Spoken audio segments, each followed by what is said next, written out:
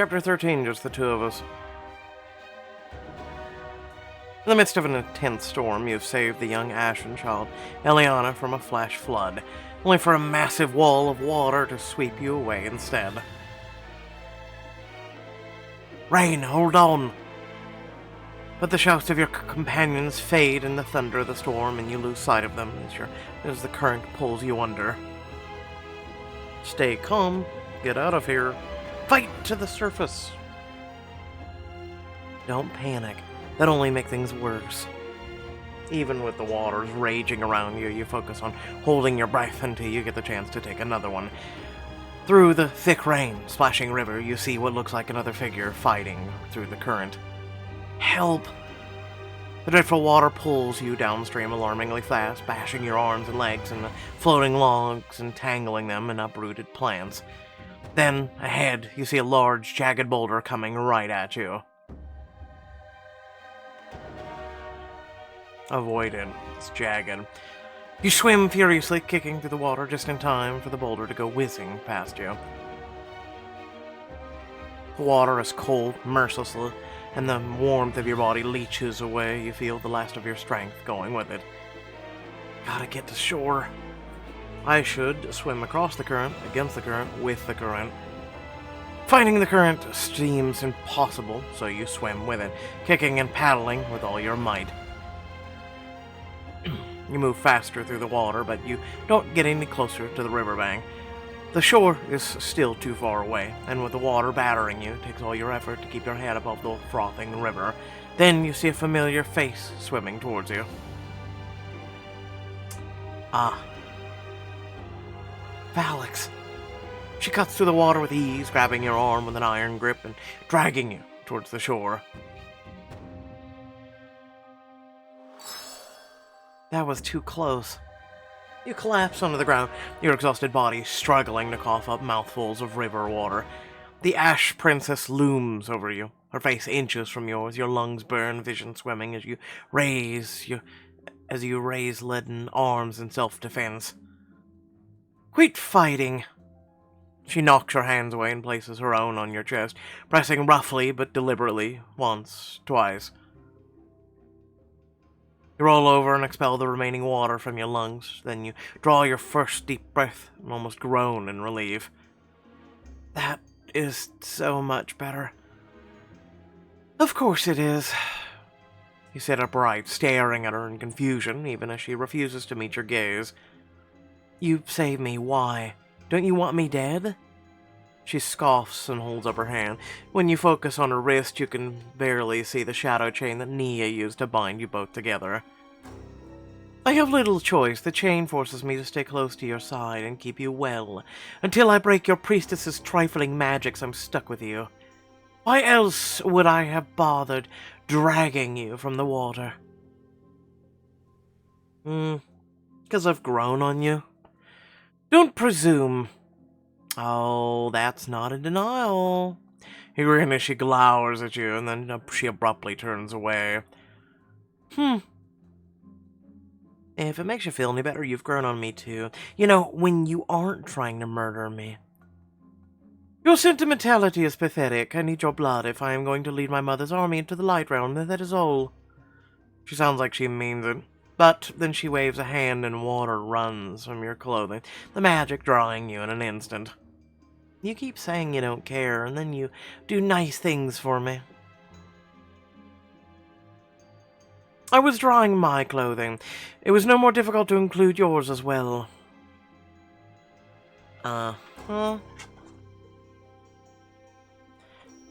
Keeping you alive until you can be of use is a simple strategy.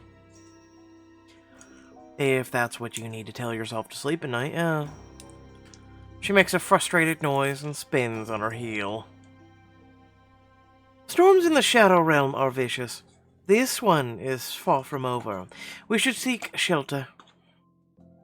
You're the expert. Lead the way. She marches towards an outcropping in the distance, but then she stops cursing as her eyes lock on a point between two dead trees. Scorching Sun's a shade stalker. Well, it's not the worst thing I've been called. Not you, look. She shoves you forward so you can finally see the shape emerging from between the trees. Oh. It's one of those things that fought Godzilla. What? That is a lot of tentacles. Oh, I didn't know we were watching that kind of video. We need to leave. Why? There's two of us. It's an outnumbered. The creature has been pursuing me across the Shadow Realm for the last year. No matter how many times I lose it, no matter how many times I fight it off, it returns. The Shadestalker lets out a hissing shriek as it begins to lumber towards you. Then in the distance you hear, ooh, ooh, ooh, ooh, ooh, ooh, ooh. Oh, there's Kong too. I think you know what? Beautiful eyes, why not? AI, I mean, and honestly, who's not a little bit into tentacles? Please tell me you are not flirting with that monster. Sometimes it works. I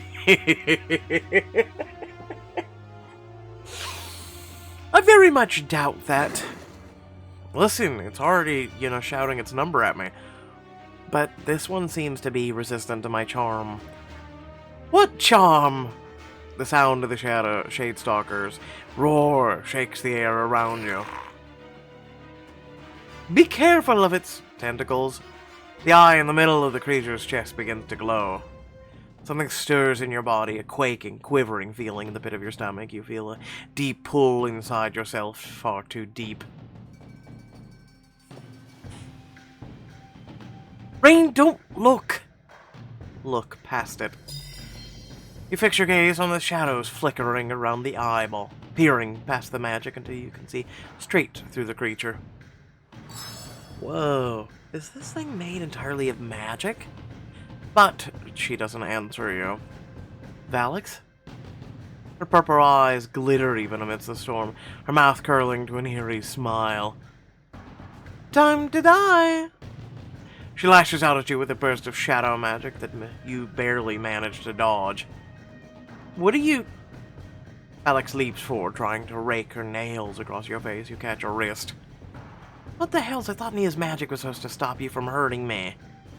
In response, her free hand snaps out to punch you in the fat jaw.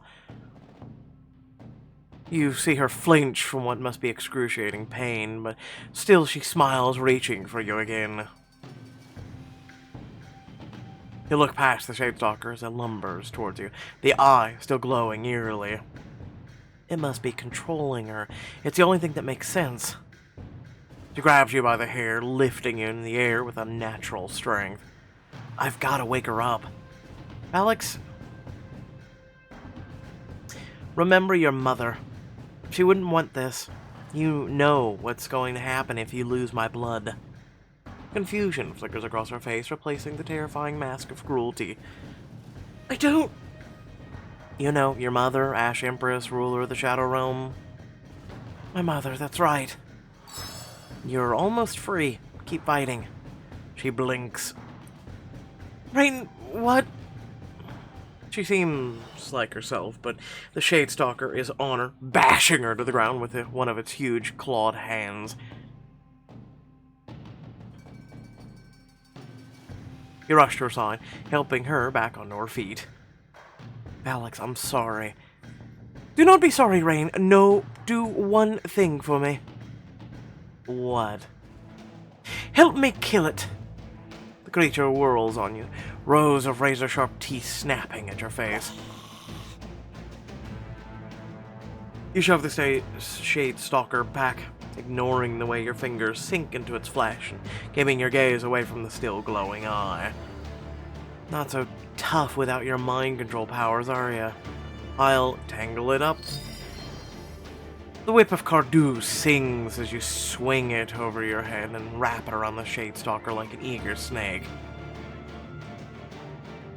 The creature's horrible eye dims and thrashes angrily, driving the late razor-like links into the already tatered body. Well, that's a nice bonus. Always love some extra spikes. Finish it! With a grunt of effort, you yank the chain towards you, the sharp blades tearing through the Shadestalker. It teeters for a moment, then falls, dissolving into scraps of damp purplish ash. I think that's the last we'll ever see of it. Thank the gods. That's what I think every time, but it always comes back. Like, the same one? Yes, same scars, same tactics. Same shining personality. Same everything, yes. Creepy. But I must admit, I've never killed it that fast before. That's the power of teamwork. I have an army under my command. I know how to work in a team. I just don't want to work with you.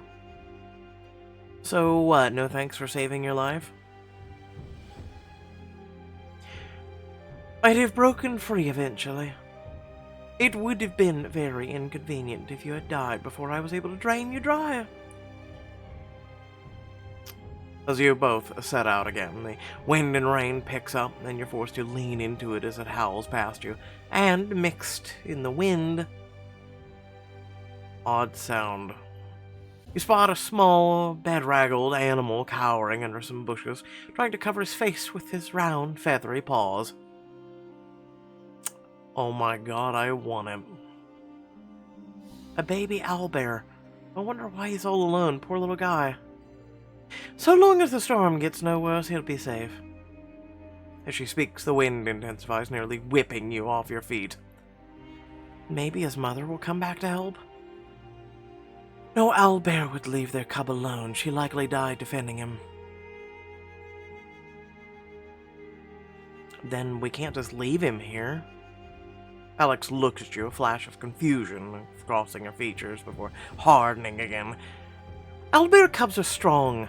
I could move him to a more secure location where he could more easily weather the storm. Though owlbears do make loyal pets. Are you suggesting we take him with us? You are the one who cares so much about his fate, but if you want to claim him, you'll have to get through the winds. Yes! Keep looking for someplace to shelter. I'm going after the cub. Take care not to lose your way in the storm. Oh, you do care. I just don't want to have to rescue you again. The storm has picked up, the frigid wind howling while the sky darkens above. Tendrils of shadow magic weave through the air, occasionally brushing you and you leaving behind a cold, clammy feeling on your skin. I don't know why I thought magic storms might be less terrible than regular ones. You are so adorable. You can hear the cub's terrified whimpers as you struggle through the fog of shadow. Hold on, little guy, I'm coming. When you finally reach the bushes where the owlbear cub is hiding, he shrinks into himself, ears pressed against his head. I should get on his level, let him sniff my hand, talk to him. Talk to him. Hey there, you want to come out and go get warm? Keep your voice soft, and even despite the storm around you, the owlbear eyes you curiously. It's okay, little guy, I won't hurt you. After a moment, he clumsily steps forward to get closer to you, nearly tripping on his own large paws. And now he's all happy. As you reach out, the little owlbear shivers, his dark feathers shaking, but he lets you gently stroke his head. Suddenly, Valix's voice rises above the winds. Quickly, I found a cave. Scoop him up, have him follow me. Scoop him up. Reach out and grab the little cub, tucking him against your body. He struggles a little bit at first, but soon sinks into the warmth of your hold. That's right, this is better than the storm. With the tiny owlbear tucked against your side, you hurry back, following Valix into a cavern between the rocks. The interior of the cave is dark, but still calm. You settle against one wall with the owlbear fussing and wriggling against you. No wood here to make a fire. It would just scare him away. One would think freezing to death would scare him more. We don't want him to know that stuff yet, Valix. He's just a little guy. It's never too early to know how the world can destroy you. The wind howls outside, a loud, eerie sound that startles the owlbear. He jumps, whimpers, and shaking. His large paws bounce harmlessly off of you as he tries to dig deeper into your embrace. Oh, you poor thing. I'll pet him, sing him a song, bounce him around, pet. You run your fingers over the dark feathers, stirring them just enough to distract him from the noise. Who's a pretty boy, huh? You are. Yes, you are.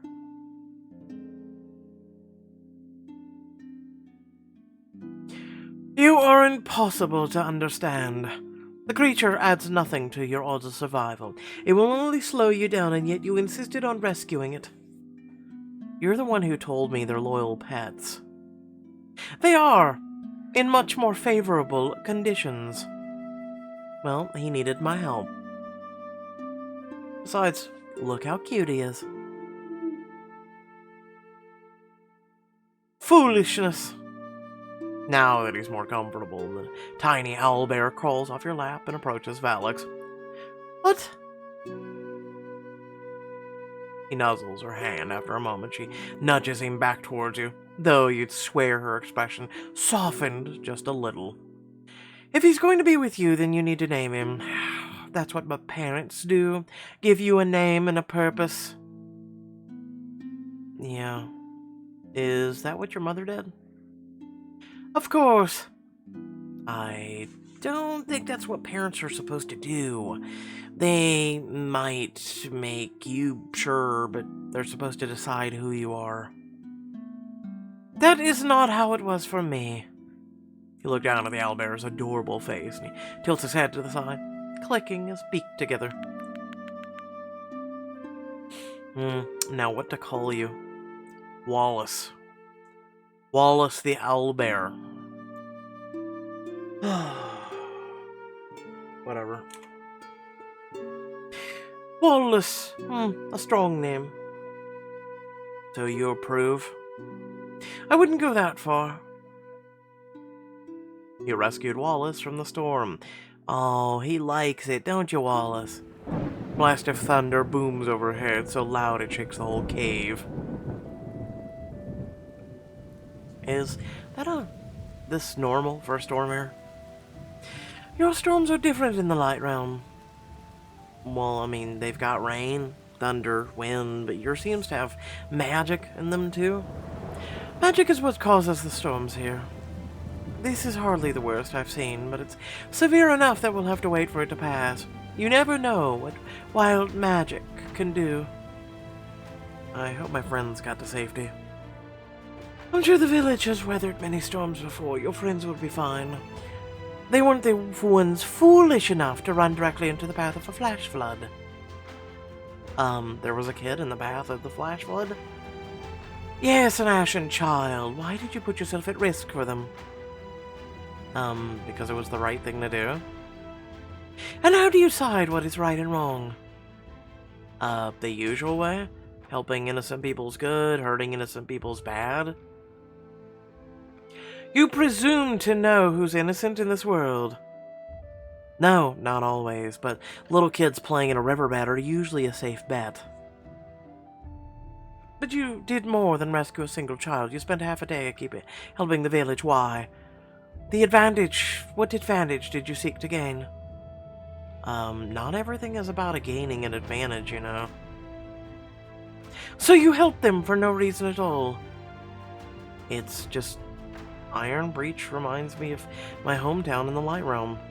The people of Riverbend showed me great kindness when my parents were killed. They didn't have to take care of an orphan, but they did. These are not the same people. No, but they were just as kind as to total strangers. They didn't have enough to eat, and yet they still offered to feed us.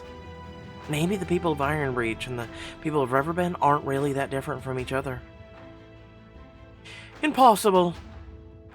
Wallace has almost drifted off in your arms, but Valix's harsh tone, his eyes pop open again.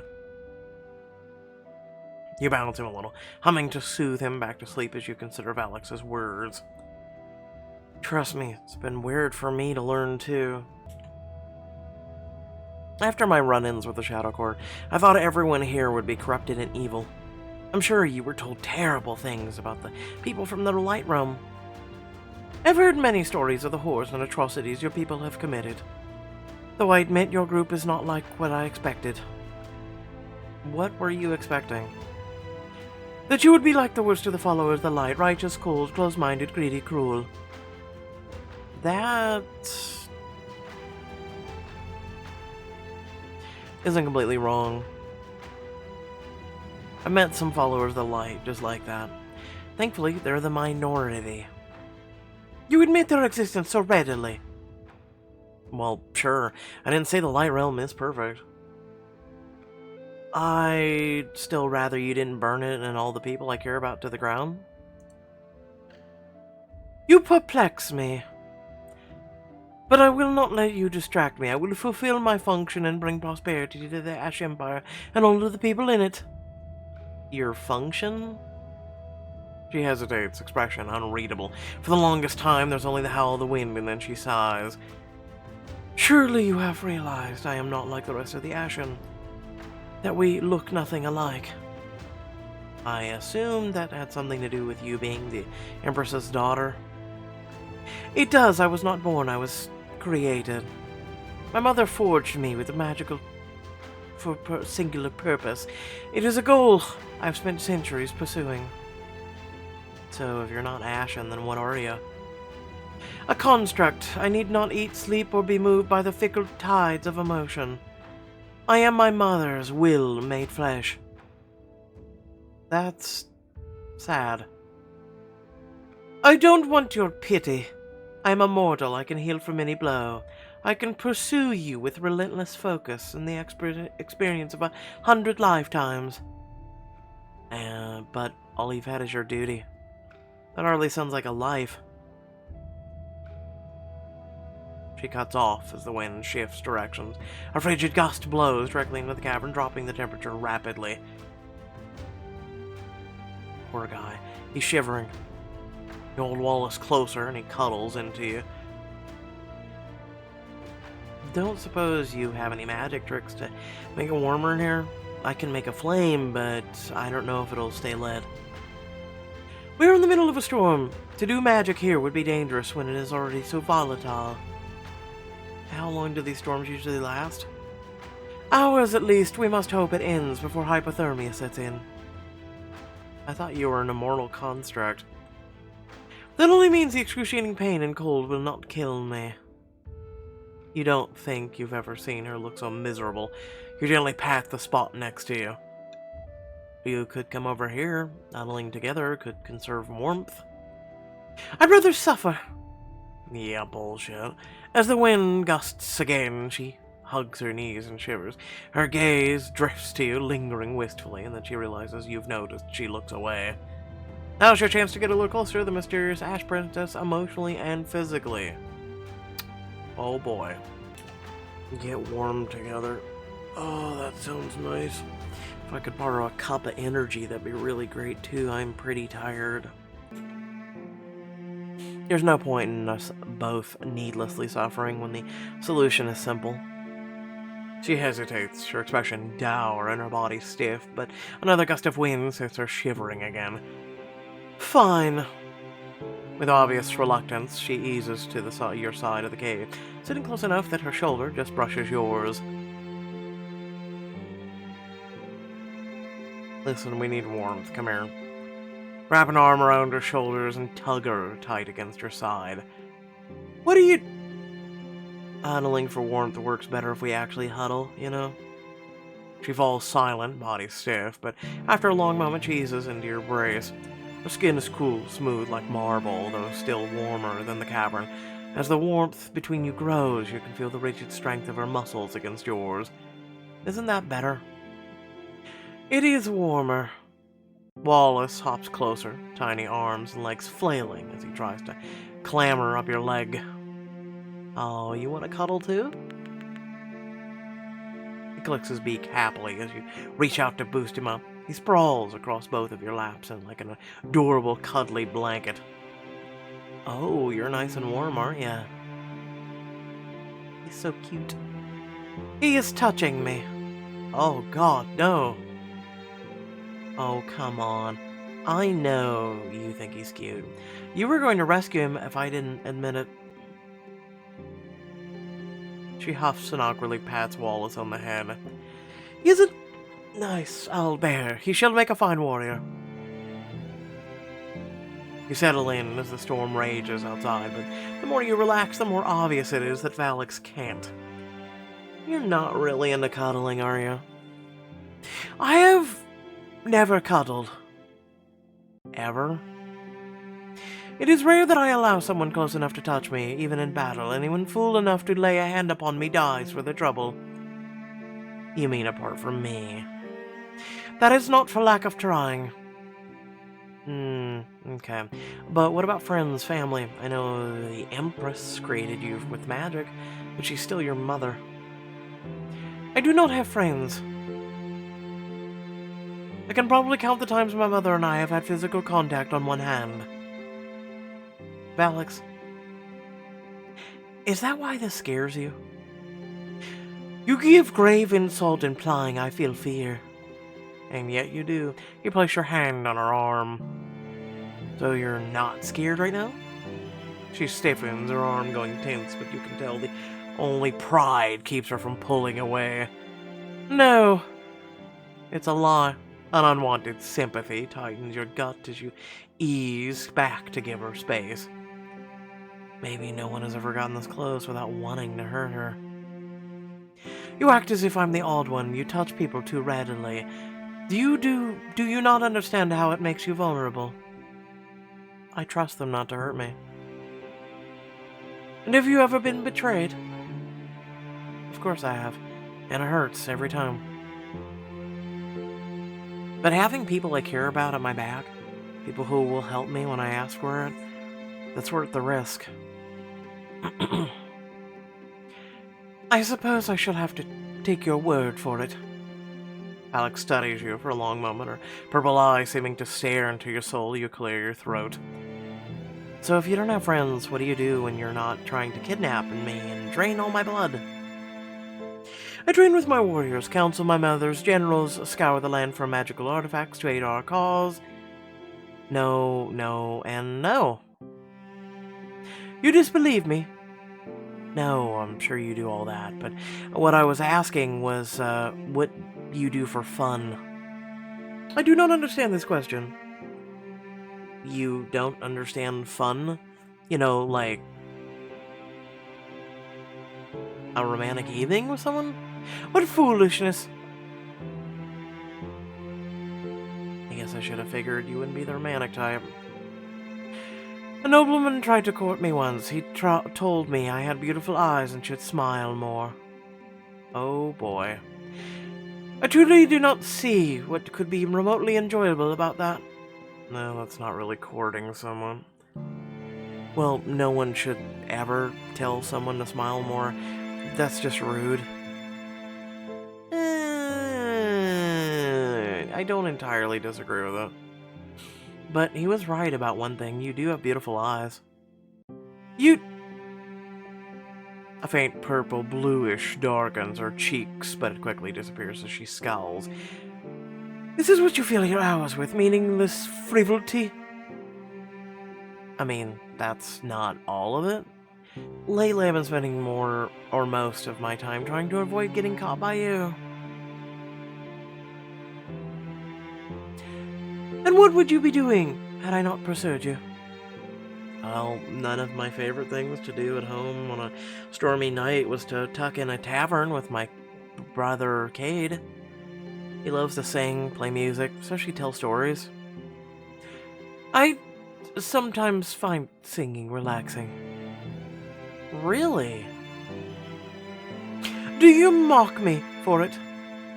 No, it's just surprising, that's all. Music has always been calming for me, but an instrument would just be extra weight. Unnecessary.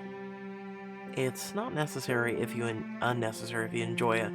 What else do you find relaxing? Well, other than fighting and killing me. She seems lost as if she's scouring her whole life for an answer. Strange quiet passes over the two of you as the wind howls outside, and then I do not enjoy violence. Are you sure about that? Because you seemed pretty damn happy when you sliced my wrist open with your fingernail. I enjoy furthering my goals, my mother's goals. The rest is but a means to an end. She shivers as another gust of wind sweeps through the cave, and she doesn't seem to notice that she's pressing closer to you. Tell me about your favorite food. I told you I do not need to eat. It doesn't mean you don't eat. Yeah, but you can eat. I saw you, so what's your favorite thing to eat? She seems to think about this for a long time, staring into the darkness with her brow furrowed, and then... I had a berry tart once. The taste was not unpleasant. Oh, I would kill for a berry tart right now. She yawns, her head tilting ever so slightly to rest against your shoulder. I thought you didn't need to sleep. I require rest when I have overexerted myself. But now you must tell me your favorite thing. I don't think I could pick just one. I like my friends, traveling, and a good party with good food.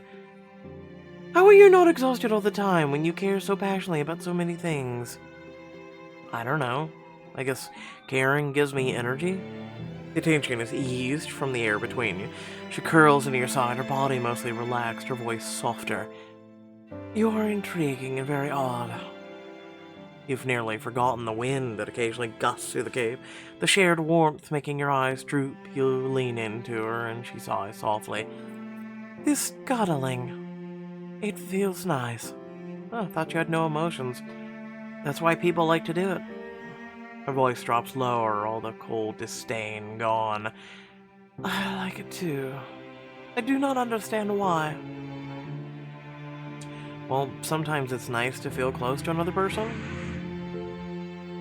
Except for the person that's driving that car. I want to shove my foot up their ass. Anyway, I'm not a person. Sure you are. She yawns again and shifts to lean her head against yours, closer than the two of you have ever been. Your eyes meet, her expression unguarded, almost sweet in this rare moment of sleepy contentment. Uh-oh. You turn your head slightly, your lips grazing her cool cheek. She murmurs softly in surprise, but doesn't pull away. Rain. You turn your head to press your lips to hers. For endless heartbeat, there's nothing but that gentle contact and the way her body trembles gently against yours. Then her lips part. She's kissing you back with an endearing awkwardness. Valix? The storm howls outside your cave, but in this stolen moment the two of you exchange tentative, sweet kisses. Your lips touch with a gentleness that's nothing like the murderous princess you've come to know. Then she's pulling back, confusion in her eyes. What was that? That was what we call a kiss. Have you never kissed someone before? No. She frowns and turns her head from you, staring into the darkness of the cave. Did you like it? It was strangely pleasant. Like listening to a song you've never heard before. She cuts off again, glaring brutally into the shadows. I do not need to be distracted. She abruptly gets to her feet, dislodging Wallace, who squawks in annoyance and tumbles into your lap.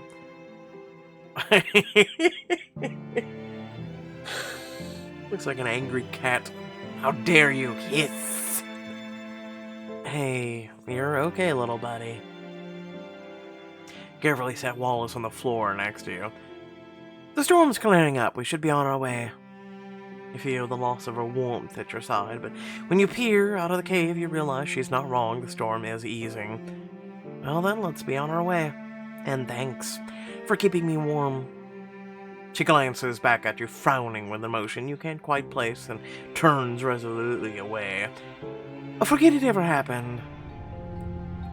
You step out of the cave as the last of the storm dies down, turning to take a look at your surroundings. So, where are we? I should use wayfinding to figure that out. You look up at the still gray sky, streaking with vibrant bands of purple. Let's see, no stars to navigate by, but plenty of landmarks. You turn slowly and examine your surroundings. In the distance, you spot a hill topped by two very distinctive trees whose branches have grown together. Okay, those were right outside the Iron Breach. We're not that far away. Yes, I pulled you from the river before it swept you too far downstream. Well, thanks, I guess. I was just... preserving my blood for your evil plan. I know. You don't have to say it again. At least we don't have to walk too far. The two of you have only gone a short distance when four figures appear over the rise ahead of you, all riding black horses. It seems we found your friends. You break into a run. As soon as you get close enough, everyone hops off their horses to meet you, relief obvious on their faces. Rain, we were getting worried. We thought you might have drowned. I probably would have if Valix hadn't pulled me out of the water. What? Everyone looks over at Valix, who scowls. Quit scaring! This is the work of your strange shadow priestess, nothing more. Yes, Valix has no choice but to help her, thanks to my spell. Beneath your cloak, Wallace stirs. Waking up from his nap, he pokes his head out and blinks at the rest of the party.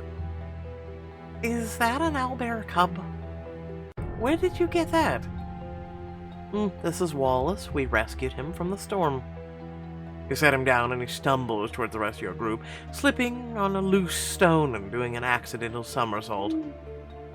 He's so damn cute. Cute little guy. He reaches Mal's feet and starts pecking at his boots. Figures. Animals never liked me. Just give him a little time. Oh, do we get to see the owlbear join the group? I need to see this. Where's my owlbear? Oh, and he's sitting on Mal's shoulder. That's cute as shit. You better never leave the party, I'm just saying. I'm just glad you all got back safely to the village. Was Eliana okay? Their knees got a little scraped up, but otherwise they were fine. Their parents were relieved and very apologetic. As soon as the worst of the storm eased, we set out on search of you. Mal passes you your pack, and as everyone prepares to set out, you look around at each of your friends. I'll check in with Nia, figuring, she's still shadow form. You step up to Nia a little awkwardly. So, you're still stronger? I was gonna say shadowy. Why do you hate that I can take care of myself? I don't hate it. You could always take care of yourself, Nia. You just don't seem like yourself right now. I don't have to be sunshine and bubbles to help the party. What can the old Nia do that I can't? The old Nia would kiss me. I can do that. She grabs you by the front of your clothing, pulling you close as your lips graze over hers. It doesn't feel like kissing Nia, not at first. Nia? But then a warmth settles in your chest and your hands find hers holding tightly. Then, for an instant, you could have sworn that for a moment you saw the real her beneath all the shadow. Rain? You kiss her again, deeper this time, as if you can drag her from the depths of the shadow with your touch. You're lost in each other, finally home when she pulls away, taking a few steps backwards. I'm glad you're back. She hurries away to stand next to your horse.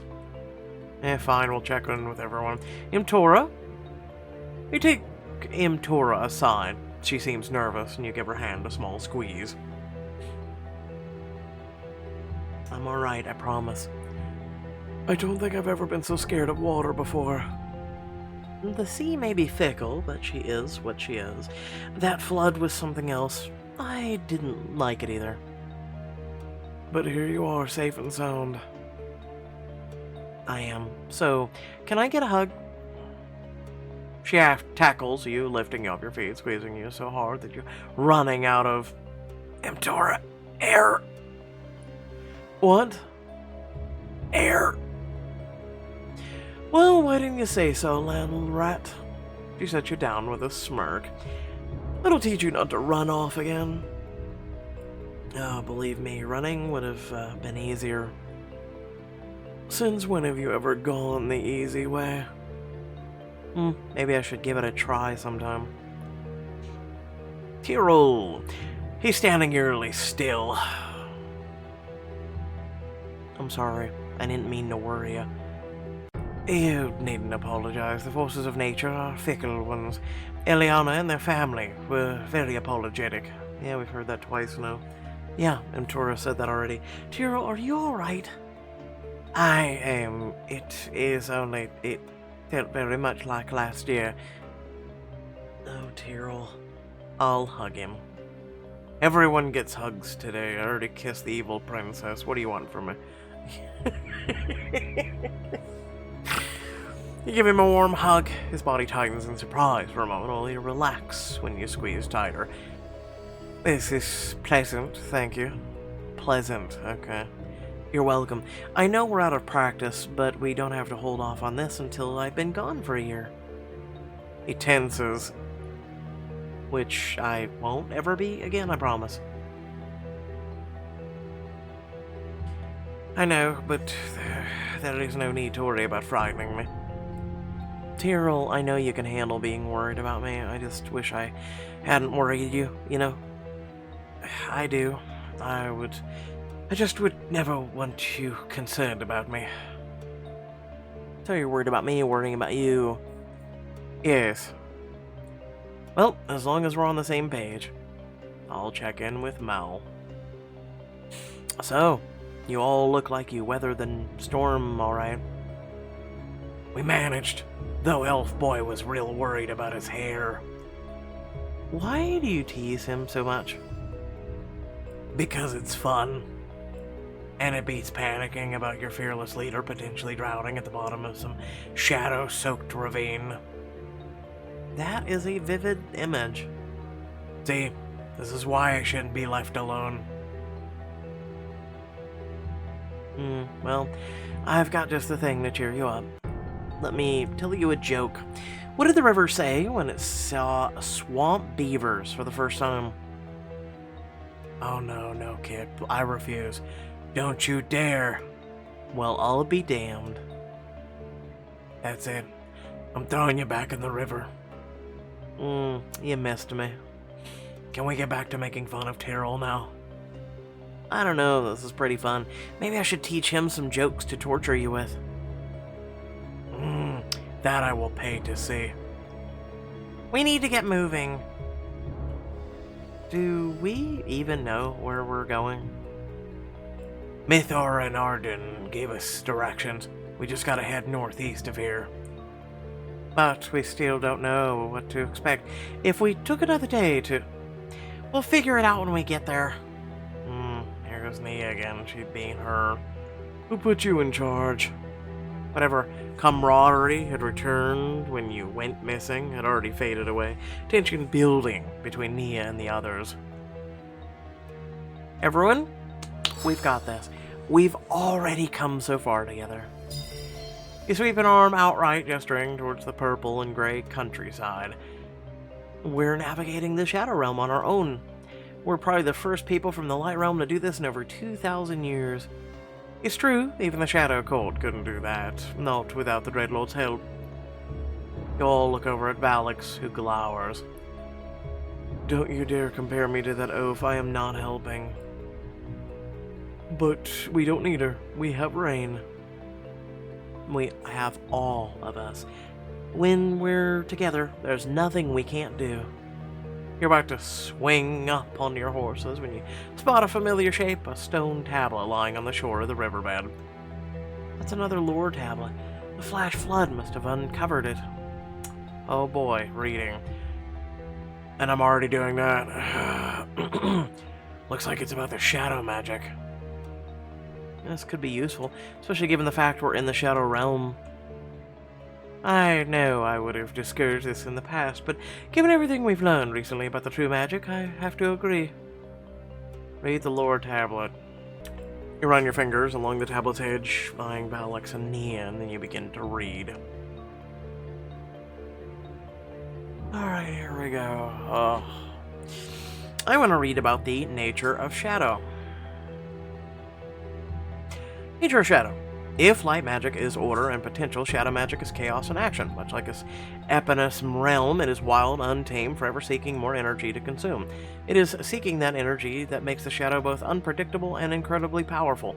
While shadow in the light realm may seem hard to find, it's always been there, waiting for someone who knows how to harness it. However, unlike light magic, the use of shadow magic doesn't take away someone's life force. Instead, it eats away at their mind and body, filling them with corruption until they are a twisted version of who they once were. Like light, it's unknown where shadow first originated. There are those who believe it always existed alongside the light as an enemy for opposing force to stand against.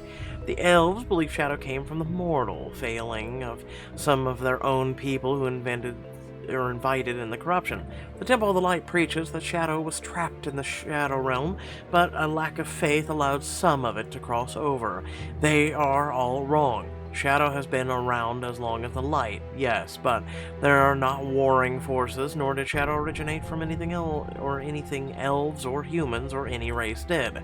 Shadow, just like light, did not begin, it simply is. Shadow through the ages.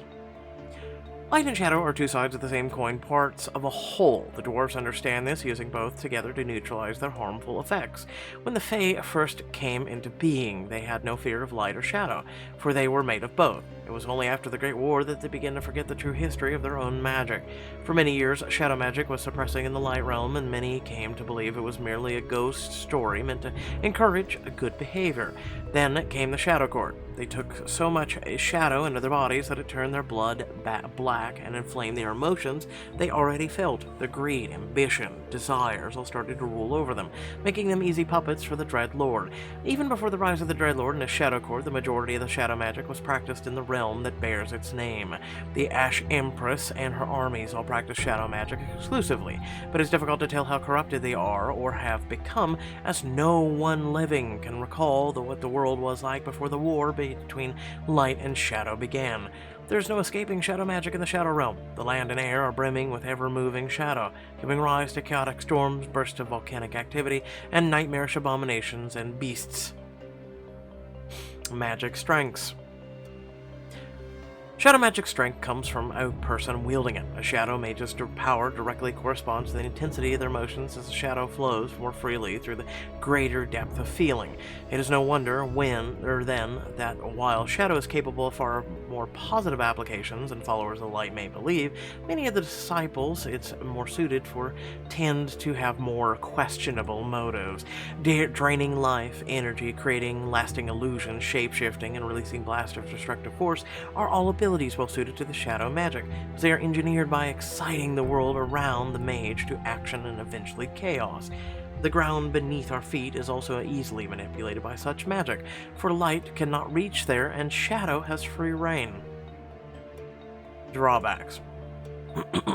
Physical and psychological corruption is the primary drawback of the shadow magic. There are more often a person uses shadow alone, the more likely it is to cause them to do something they may claim is out of character. Yet, some believe that there's one set of shadow magic's strengths as well. It distills who the practitioner is in their most volatile state, offering a clarity of purpose few can match, partially because the purpose is often simple greed and resentment. Shadow's reliance on emotion also makes it more volatile and dangerously unpredictable. In that way, it is the opposite of light. There, where too much emotion can prevent the practitioner from completing their spells as intended. As one would expect, shadow cannot be used to heal others or create illumination, for while light pushes energy into something, shadow can only pull energy out. Nothing else.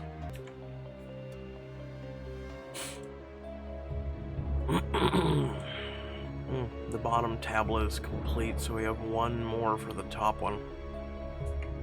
Okay. Following the villagers' directions, you ride to the northeast, where the ground begins to climb quickly. I knew the next rift was on a mountain, but could you imagine doing this without horses? This was one of my more brilliant ideas. You were bound to have one eventually. Hey. Quiet. Once we make it to the top of the hill, we'll be able to see Shroud Watch. Shroud Watch looks very white. You guide your weary mounts to the peak of the hill, but as you crest this rise and stared where the rift should be, is that a castle? Where do you think the mountain got its name, Shroud Watch, after the first watchtower that was built here? You could have said something earlier. Valak's eyes knee warily as the shadow chain between you begins to crackle. It is still a mountain. It is built into the mountain. Maybe we should go around? The other side is a sheer cliff face. It took many centuries for my mother's engineers to carve out the east side, let alone erect the castle. Get around to the good news, princess. Agreed. There's a path to the peak within its walls. Good, that just leaves one question. How in the hells are we gonna get inside? Try walking. Works great. Without further ado, thank you all for watching. Please remember to like, share, and subscribe. Head down in the description, plenty of things to check out there, ways to support the channel, and ways to become more of an intricate part of the community and the family that we have here. Oh, with that being said, oh boy. So once again, thank you all for watching. It means a lot. Again, playing catch up right now, right? So we're technically, air quote, 1 week behind. So again, I will get caught up ASAP. Trying, basically. That's what happens when you're sick. But what I have to say pertains to the story we just read, so here we go. Trusting people is very hard. As a person who has been burned more times than I care to count, I continue to try and trust people, and to no avail, really. It's very hard for me. You know, I don't typically get open about myself, on this channel. I've kept a lot to myself and pretty much lived in a kind of like shroud of mystery, because most people just don't ask questions about me, or I give little breadcrumbs here or there over the years that I've been doing this. I'll just say this. It's hard to trust people. It really is. Especially when you've had family burn you, friends burn you. A lot of burning has happened. I continue to try, and I've even gave people countless second, third, how many ever shots. That mentality, though, over time has slowly changed to the point where I don't give I don't give as many shots anymore. I really don't. I'm to the point where I kind of battle every day with giving people a chance, period. Because it just seems like it's more hassle and more, just difficulties dealing with people and their bullshit. I'm gonna be honest with you. It's like right now, I have a friend who, like, they're okay. They're okay, but it's they constantly point things out about me that, you know, maybe I said things like, you know, I don't know, just too many times, right? Like they'll sit there and be like, "Okay, you said that 3 times already." And I'll just be playing a game with them or something, and I'll have said something. I'll be like, "Hey, it's over there. It's over there to your left. There's a guy right over there to your left." And I'll say it like that, and I'm trying to make them realize that there's, for instance, there's a guy that is literally killing us from the left. And after probably dying once or twice to them, or they're like, "Where are they? Where are they?" It's like, dude, I over there to the left. And they're like, "Well, you said that 3 times." And I'm like, "Well, then why didn't you listen 3 times, right?" But I don't know, there's people who constantly like criticize the way I talk or the way I act, or there's just sometimes when you horse around, right? Or when you try and make jokes or puns or things like that, and people just, I don't know, they constantly try and change you, right? And I know it's I don't know. There's things like that. There's things where people use things that they found out about you against you, or or people just use you for a resounding board of, if things are going great for you, they're around you, but if suddenly you have a hiccup or a road bump or a pothole, let's just say you're having a bad day, they quickly disappear, right? They always want to be around you for the good times, but they don't want to be around you at all for any of the bad times. Like, they are just gone. And you could literally be contemplating, something really bad and you're really in a sad state and they are nowhere. But if you're having the time of your life, oh shit, they are there. And I don't know. It's hard. I definitely feel for Valix here. Because how much I have been through. I mean, like I said, I really haven't said much about my life or the things I've been through. But I keep giving people a shot, right? Even though it is very tiresome. I will say that. But again, I keep trying.